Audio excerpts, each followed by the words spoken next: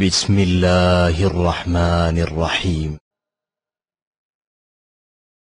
لا إله إلا الله محمد رسول الله.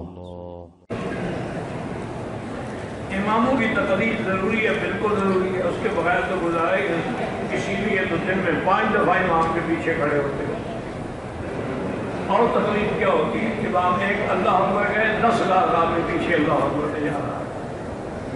اللہ کے بندے بات کو سمجھا کرو نا، کہ جیسے قرآن حضور کے بغیر سمجھ نہیں آ سکتا، حضور کی حدیث صحابہ کے بغیر سمجھ نہیں آ سکتی، اور اسی طرح دین جو ہے وہ ائمہ فقہا کے بغیر سمجھ نہیں آ سکتا۔ لازم ہمیں کی تقریر کرنی ہوگی۔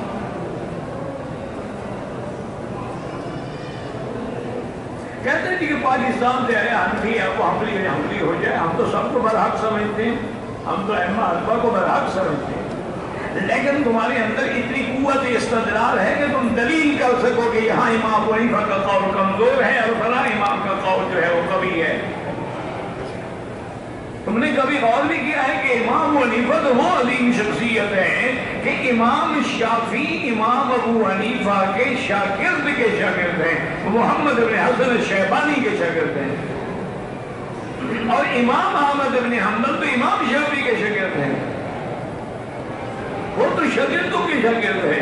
یہ اچھی بات ہے، شاگرد کو مان لو، استاد کا انکار کر دو۔